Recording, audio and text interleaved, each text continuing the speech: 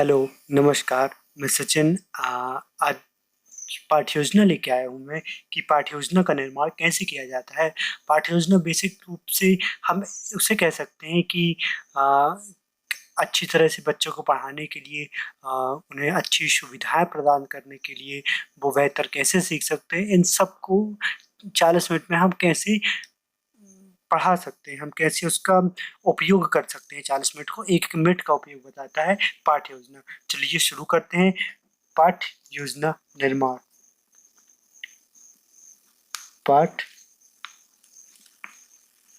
योजना संख्या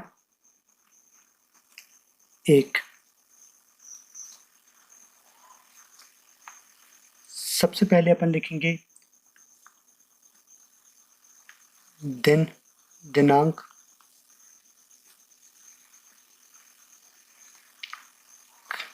दिनांक लिख दिया, कक्षा लिख दी, विषय लिख दिया,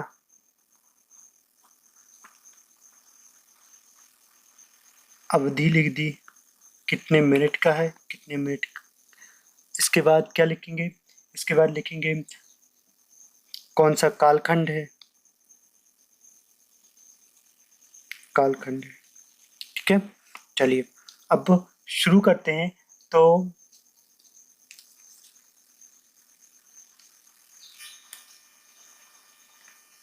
आज हमारा टॉपिक क्या रहेगा? मतलब प्रकरण। आज हमारा प्रकरण क्या रहेगा? आज हम देखते हैं कि आयत का क्षेत्रफल, आयत का क्षेत्रफल,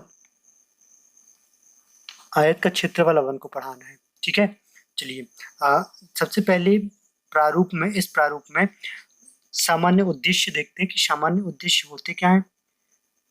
सामान्य उद्देश्य,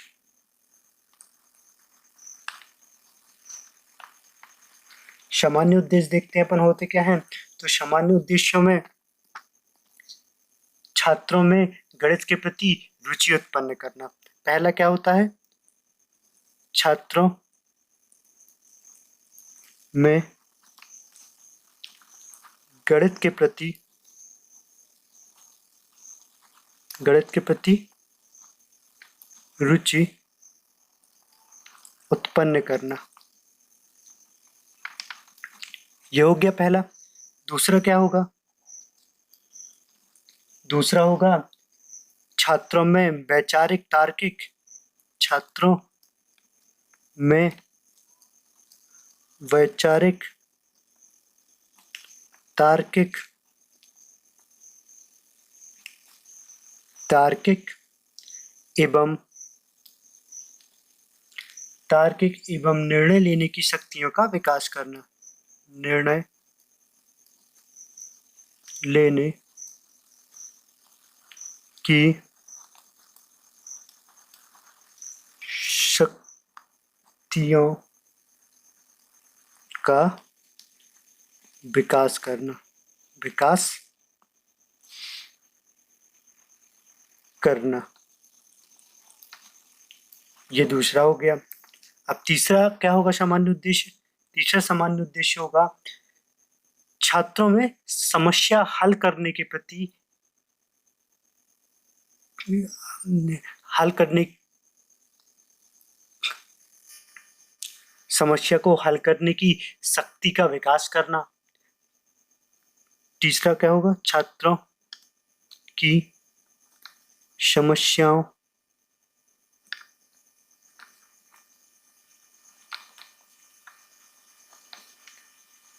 को हल करने की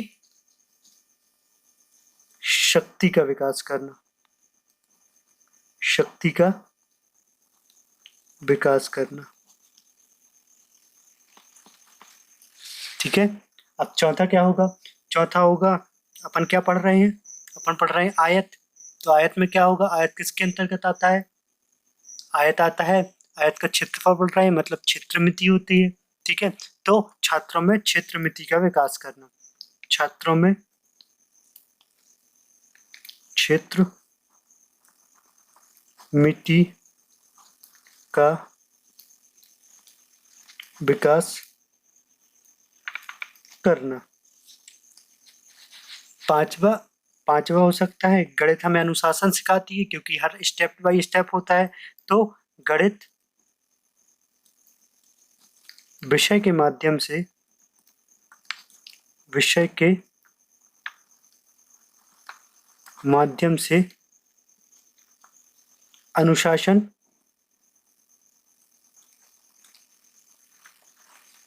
का विकास करना,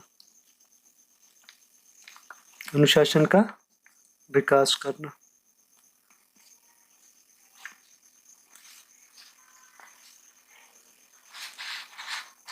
ये हो गए सामान्य उद्देश्य। अपन किस में आते हैं? विशिष्ट उद्देश्य। विशिष्ट उद्देश्य एक ही होता है, और भी हो सकते हैं, लेकिन अपन ने जो निकाला है वो एक ही विशिष्ट उद्देश्य। देखते हैं कौन सा है वो विशिष्ट उद्देश्य।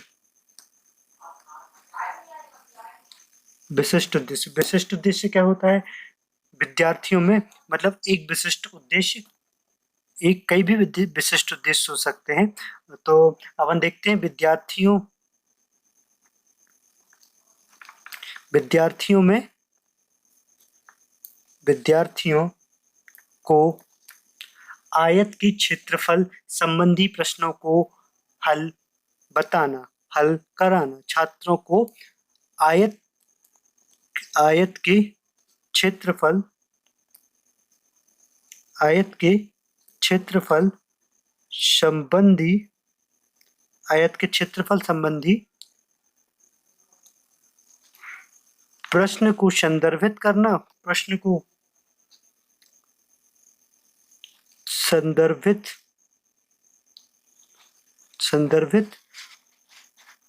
करना, संदर्भित करना तथा उनका हल प्रदर्शित करना, हल प्रदर्शित करना। ठीक है, ये हो गया विशिष्ट उद्देश्य। अब क्या आता है? सहायक सामग्री। क्या आएगा? सहायक सामग्री। सहायक सामग्री भी देख लेते हैं।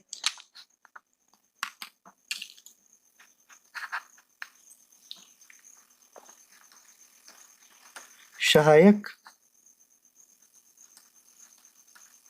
सामग्री। तो सहायक सामग्री में क्या आता है?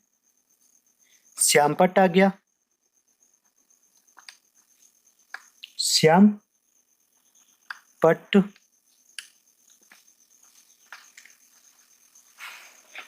श्यामपट्ट आ गया, और चौक आ गई, चौक, और आदर्श प्रश्न आ गया, आदर्श प्रश्न, प्रश्न जो अपन लेने वाले हैं। ठीक है, और एक आयत का चार्ट आ गया, आयत का चार्ट, और एक आयत का मॉडल आ गया, आयत का मॉडल। मॉडल मतलब कोई भी आयत, जैसे आपका डस्टर हो गया, वो आपका मॉडल हो सकता है। आयत का चार्ट क्या हो सकता है? चार्ट एक, या तो आप ब्लैक बोर्ड ले सकते हैं, या तो कुछ भी बना सकते हैं एक नॉर्मल सी कॉपी में। अब सहायक सामग्री की बात आती है पूर्व ज्ञान की। किसकी बात आती है? पूर्व ज्ञान की। पूर्व ज्ञान की बात आती है, पूर्व ज्ञान। तो पूर्व ज्ञान क्या कहता है? जो बच्चे ने पिछली कक्षा तक सीखा है वही उसका पूर्व ज्ञान है। क्या है? पहला, विद्यार्थी जानते होंगे कि, अब अपन क्षेत्रफल पढ़ाने आए हैं तो विद्यार्थी ये तो जानते होंगे कि आयत होता क्या है, आयत होता क्या है, चतुर्भुज क्या होता है, इनके बारे में तो सामान्य जानकारी होगी ही। तो यही लिखते हैं अपन कि विद्यार्थी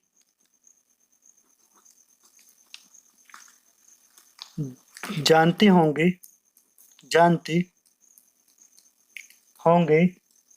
कि चार भुजाओं से घिरी आकृति को चतुर्भुज कहते हैं, चतुर्भुज कहते हैं, चतुर्भुज कहते हैं। मतलब अब अपन पूर्ण आयत पढ़ाने वाले हैं उनको, तो उनको चतुर्भुज के बारे में तो पता होगा कि चार भुजाओं से घिरी आकृति को चतुर्भुज कहते हैं। और दूसरा, विद्यार्थी अन्य सामान्य गणनाओं में भी कुशल होंगे। विद्यार्थी जैसे जोड़ना घटाना, विद्यार्थी अन्य सामान्य गणनाओं में भी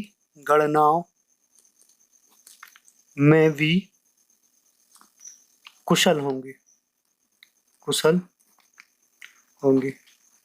जैसे जोड़ना घटाना गुणा भाग, अब आयत तक पढ़ा, आयत के क्षेत्रफल तक अपन पहुंच गए हैं, तो उनको जोड़ना घटाना गुणा भाग तो आता ही होगा।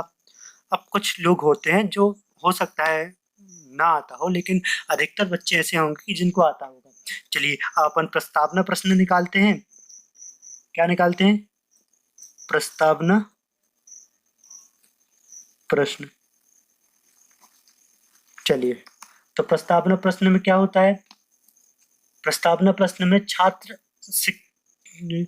शिक्षक होता है, जो छात्र अध्यापक होता है, जो वो किससे पूछता है प्रश्न? बच्चों से पूछता है प्रश्न की बच्चे किस कहाँ तक जानते हैं। बच्चों को उस बिंदु तक लेके आना है अपन को कि जहां पर वो उत्तर उसका निरुत्तर हो जाए, मतलब जो प्रश्न है उसका वो निरुत्तर हो जाए, उस प्रश्न का वो जवाब ना दे पाए। फिर वहीं से अपन को शुरुआत करनी है और उस आयत तक को पढ़ाना है। ठीक है, चलो प्रश्न यहाँ अपन चार्ट बना ले। चलिए, चार्ट तो अपना तैयार हो गया है। अब यहाँ क्या लिखते हैं? क्रमांक संख्या। इसमें क्या लिखते हैं? छात्राध्यापक या शिक्षक, छात्र अध्यापक। अब यदि आप किसी जॉब में नहीं है, आप अभी छात्राध्यापक ही होंगे जो बीएड का अध्ययन कर रहे हैं या एमएड का अध्ययन कर रहे हैं या डीएड कर रहे हैं। छात्राध्यापक कथन और छात्र कथन। ठीक है, चलो इसे ब्लैक से कर देना था, चलो कोई बात नहीं। पहला देखते हैं अपन कि चार भुजाओं से घिरी हुई बंद आकृति को क्या कहते हैं। ये क्वेश्चन कौन कर रहा है? शिक्षक कर रहा है। क्या चार भुजाओं से घिरी हुई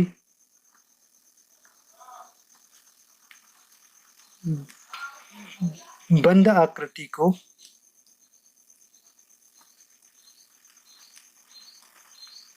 क्या कहते हैं? क्या कहते हैं? क्या कहते हैं? ठीक है, तो बच्चे क्या उत्तर देंगे? चतुर्भुज। क्या कहते हैं? चतुर्भुज। चतुर्भुज। ठीक है, चलो अब दूसरा प्रश्न पूछते हैं सर कि ऐसा चतुर्भुज जिसकी दो भुजाएं समान होती हैं, ऐसा चतुर्भुज जिसकी दो भुजाएं समान होती हैं, जिसकी दो भुजाएं समान तथा प्रत्येक कोण 90 अंश का होता है, तथा प्रत्येक कोण समकोण हो, क्या कहलाता है? क्या कहलाता है? तो बच्चे जवाब देंगे आयत। बच्चे क्या जवाब देंगे? आयत। बच्चों ने जवाब दिया आयत। अब तीसरा प्रश्न पूछता है शिक्षक, जो छात्र अध्यापक है, तीसरा प्रश्न पूछता है कि कोई भी आकृति किसी एक तल को, कोई भी आकृति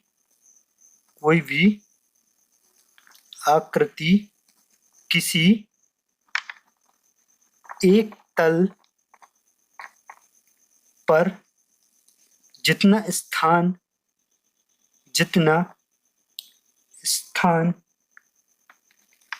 या क्षेत्र घेरती है उसे क्या कहते हैं? उसे क्या कहते हैं? तो छात्र उत्तर देंगे, सर क्षेत्रफल कहते हैं उसे। आप उदाहरण देके बता सकते हैं मेज टेबल का, डस्टर का, जो आपको उचित लगे। अब चौथापन देखते हैं। तो चौथा प्रश्न ये था कि आयत का क्षेत्रफल कैसे निकालेंगे, तो फिर तो बच्चे निरुत्तर हो जाते हैं, कोई जवाब नहीं दे पाते हैं। आयत का क्षेत्रफल कैसे निकालेंगे? कैसे निकालेंगे? तो इसका जवाब छात्र क्या देते? कुछ नहीं दे पाते हैं। ये समस्यात्मक प्रश्न हो जाता है, समस्यात्मक प्रश्न। ठीक है, तो अपन को यहीं तक देखना था कि अपन को क्षेत्रफल तक लाना था, आयत के क्षेत्रफल तक लाना था, और अपन आयत के क्षेत्रफल तक उनको ले आए हैं। चलो इसको कवर्ड कर देते हैं। अब इसके बाद बात उठती है उद्देश्य कथन की। क्या? उद्देश्य कथन की उद्देश्य कथन क्या है? मतलब इस कक्षा में वो क्या उद्देश्य, शिक्षक क्या उद्देश्य प्राप्त करना चाहता है, वो बताना है। तो हम लिखेंगे, आज हम आयत का क्षेत्रफल, आयत का क्षेत्रफल, आयत का क्षेत्रफल से संबंधित प्रश्नों को हल करेंगे। संबंधित प्रश्नों को हल करेंगे। ठीक है, ये हो गया उद्देश्य कथन। अब इसके बाद अपन क्या करेंगे? इसके बाद अपन प्रस्तुतिकरण करेंगे। ठीक है, चलो देखते हैं। अपन पाठ प्रस्तुतिकरण करेंगे। पाठ प्रस्तुतिकरण। ठीक है, पाठ प्रस्तुतिकरण करेंगे। तो सबसे पहले क्या? आदर्श प्रश्न। आदर्श प्रश्न कौन सा है? आदर्श प्रश्न मतलब जिसके द्वारा अपन एक प्रश्न, आयत का क्षेत्रफल कैसे निकालते हैं, उस प्रश्न को अपन लिख सकते हैं। जैसे कि एक आयत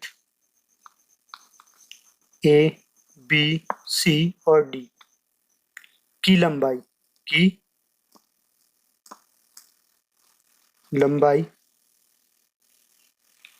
2 सेंटीमीटर है, और और चौड़ाई 10 सेंटीमीटर है। तो आयत का क्षेत्रफल ज्ञात कीजिए। आयत का क्षेत्रफल ज्ञात कीजिए। ये हो गया आदर्श प्रश्न, हो गया। चलो अब इसके बाद अपन देखते हैं कि छात्र और शिक्षक के बीच में एक वार्तालाप होता है। छात्र अपनी कक्षा में कुछ बोलता है, उसे कैसे देखते हैं, चलिए प्रस्तुत करते हैं। अपन प्रस्तुतिकरण करते हैं। यहाँ पर लिख देते हैं क्या? विधि लिख देते हैं। यहाँ पर क्या लिखते हैं? विधि। विधि। यहाँ बीच में लिखते हैं छात्र अध्यापक कथन। छात्र अध्यापक कथन। और फिर उसके बाद उसे लिखते हैं छात्र कथन। छात्र कथन। और अंतिम में क्या लिखते हैं? श्याम पट्ट कार्य। श्याम पट्ट कार्य। ठीक है, श्याम पट्ट कार्य। चलो अब विधि क्या करते हैं? आयत के क्षेत्रफल का सूत्र। आयत के क्षेत्रफल का सूत्र। आयत के क्षेत्रफल, आयत के क्षेत्रफल का सूत्र। अब एक आकृति बना देते हैं। कहाँ? ब्लैक बोर्ड में एक आकृति बना देते हैं। ये अपन आकृति बना दिए। इसको नाम दे दिए A B C D, A B C और डी दे दिए नाम। चलो अब प्रश्न पूछते हैं पहला, दी गई आकृति में कितनी भुजाएं हैं? दी गई आकृति में कितनी भुजाएं हैं? छात्र जोर से बोलेंगे, छात्र जोर से चिल्ला के बोलेंगे सर 4। ठीक है। दूसरा दूसरा प्रश्न पूछते हैं उनसे कि आमने सामने की भुजाओं का क्या संबंध है? आमने सामने की भुजा का क्या संबंध है? क्या संबंध है? ठीक है, ये प्रश्न पूछते हैं तो छात्र चिल्ला के बोलेंगे कि सर आमने सामने की भुजाएं बराबर हैं। आमने सामने की भुजाएं, आमने सामने की भुजाएं बराबर है।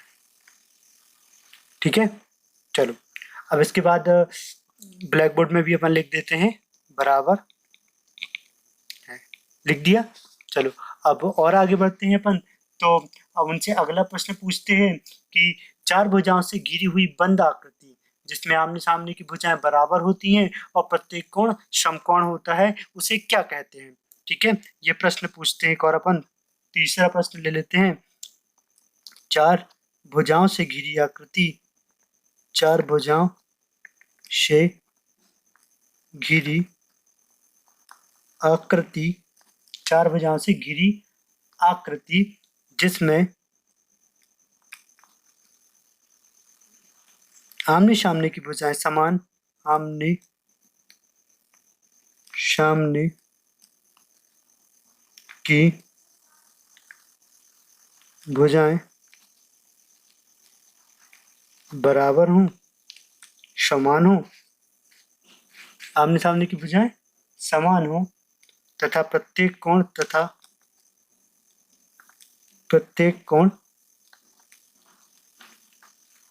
समकोण हो,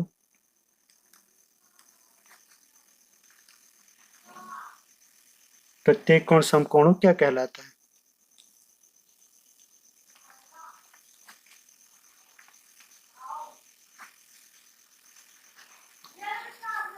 तो प्रश्न छात्र क्या उत्तर देंगे? सर आयत कहलाता है। क्या कहलाता है? आयत कहलाता है। अपन ब्लैक बोर्ड में भी लिख देंगे आयत। अब फिर से छात्र प्रश्न करेंगे, छात्रों से प्रश्न करेंगे छात्र अध्यापक कि आयत की भुजा, आयत की भुजा ए बी को क्या कहेंगे? क्या कहेंगे? तो छात्र बोलेंगे सर लंबाई, लंबाई कहेंगे। तो अपन ए बी नाम दे देते हैं बराबर लंबाई। ठीक है। और ऐसे ही अपन एक और प्रश्न पूछते हैं कि पांचवा प्रश्न पूछते हैं कि आयत की भुजा बीसी को क्या नाम देंगे?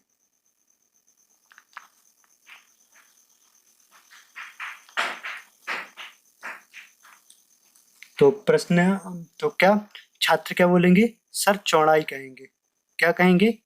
चौड़ाई। तो बीसी बराबर चौड़ाई, बीसी नहीं, हाँ बीसी बराबर चौड़ाई। ठीक है। चलो अब छात्रों से प्रश्न पूछते हैं कि फिर आयत का क्षेत्रफल क्या होगा? बताइए। अच्छा, आयत का क्षेत्रफल क्या होगा?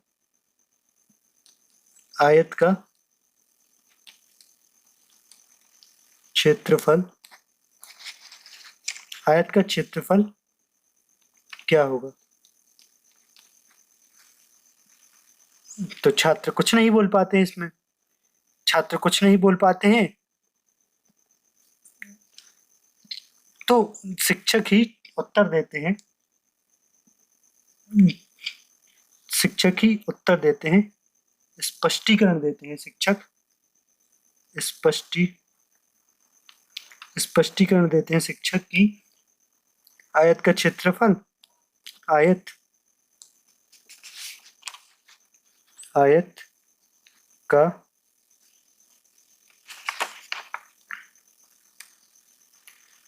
क्षेत्रफल बराबर होगा क्या, लंबाई गुणित चौड़ाई। ठीक है, लंबाई गुणित चौड़ाई। और ब्लैक बोर्ड में भी लिख देते हैं कि आयत का क्षेत्रफल बराबर आयत का क्षेत्रफल बराबर क्या होगा, लंबाई गुणित चौड़ाई।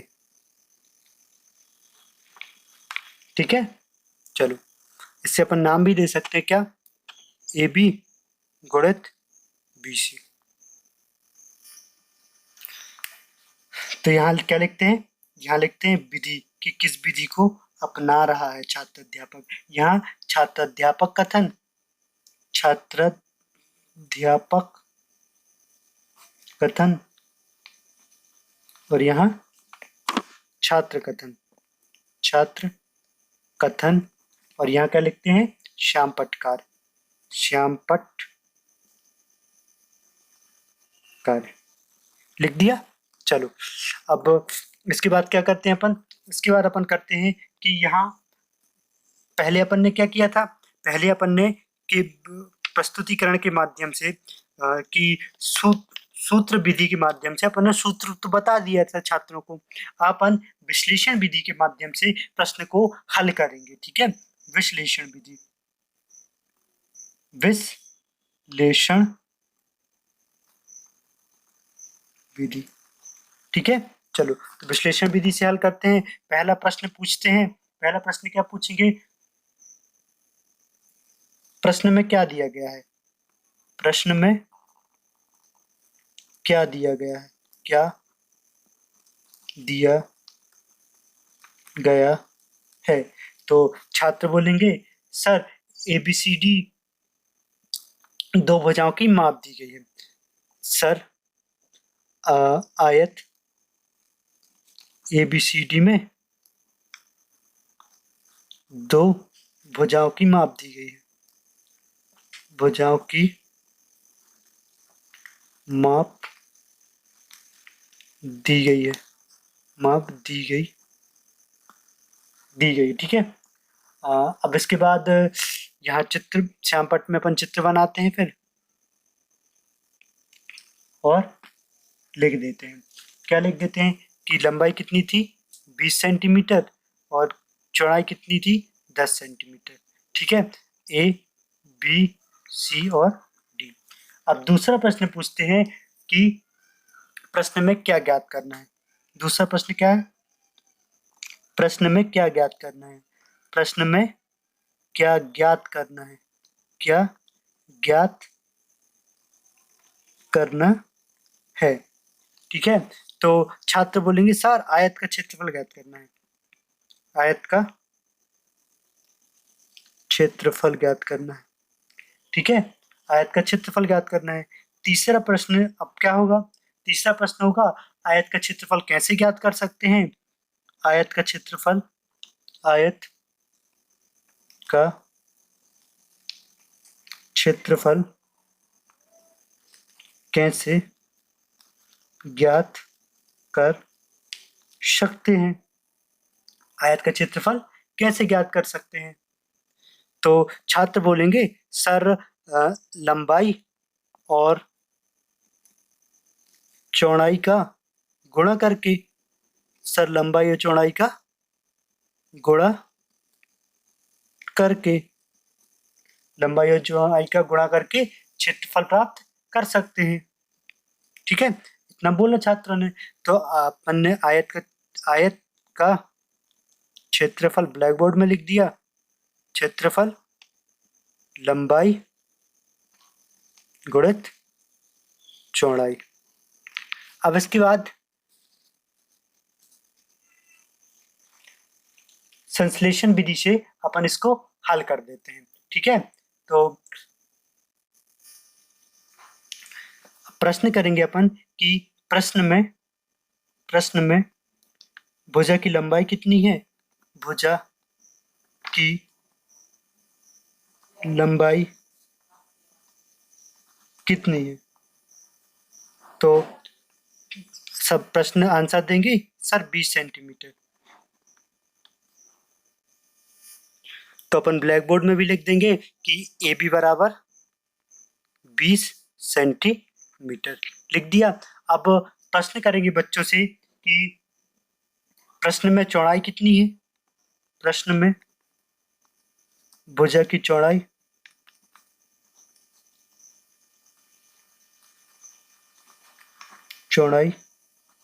कितनी है।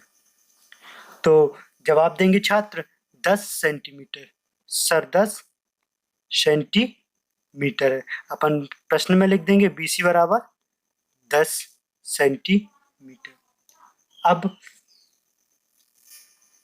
छात्रों से पूछेंगे अपन कि बच्चों अब इन भुजाओं का लंबाई और चौड़ाई का क्या करेंगे, लंबाई और चौड़ाई का क्या करेंगे। तो छात्र जवाब देंगे सर आपस में गुणा, सर आपस में गुणा। ठीक है, आपस में गुणा करेंगे, आपस में गुणा करेंगे। तो अब शातबद्ध जो पॉइंट लिखते हैं अपन, तो आयत का क्षेत्रफल कितना होगा, छात्र से पूछते हैं आयत का क्षेत्रफल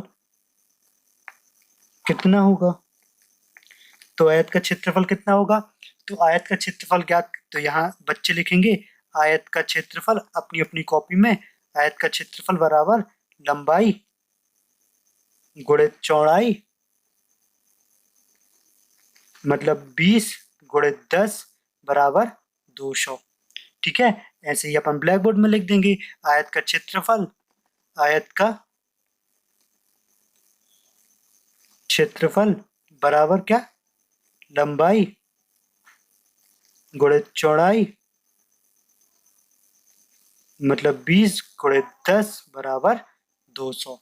इस प्रकार अपन प्रस्तुतिकरण कर लेंगे। तो अब छात्रों से क्या पूछेंगे कि 8वां क्षेत्रफल कितना प्राप्त हुआ बच्चों, क्षेत्रफल कितना प्राप्त हुआ। तो छात्र जवाब देंगे sir 200 centimetre square, sir 200 centimetre square. अपन उसे ब्लैक बोर्ड में भी लिख देंगे। अब छात्रों को अपन अभ्यास कार्य देंगे।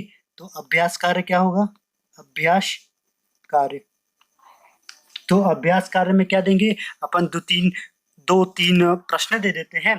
प्रश्न नंबर पहला दे देते हैं कि एक आयत की लंबाई, आयत की लंबाई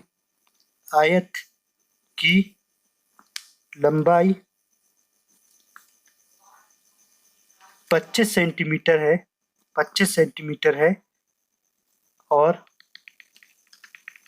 चौड़ाई 20 सेंटीमीटर है।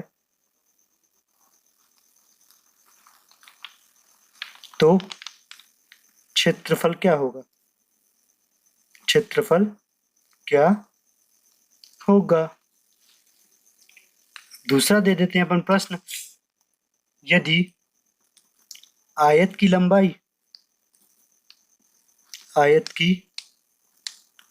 लंबाई 30 सेंटीमीटर और चौड़ाई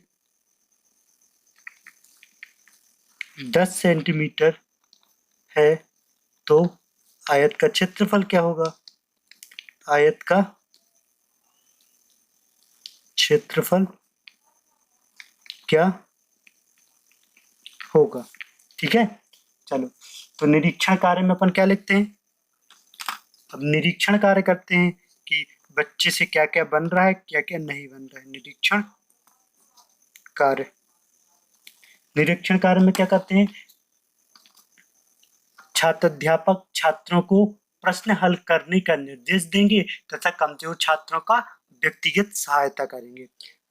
छात्र अध्यापक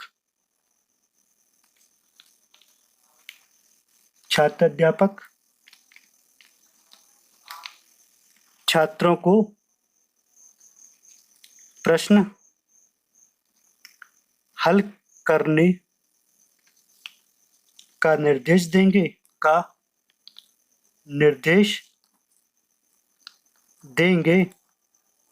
तथा कमजोर छात्रों की व्यक्तिगत ध्यान देंगे। अब गृह कार्य दे देते हैं बच्चों को कि घर से क्या क्या करके लाना है। तो गृह कार्य में क्या, अपनी पाठ्य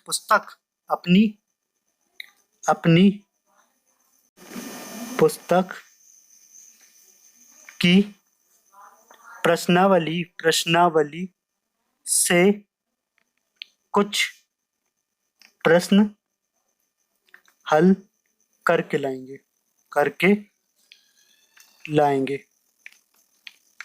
बस, थैंक यू। अच्छा लगा हो तो लाइक शेयर एंड सब्सक्राइब कर देना, और शेयर करना तो बिल्कुल नहीं भूलना। बहुत टाइम लगा इसे बनाने में। Thank you.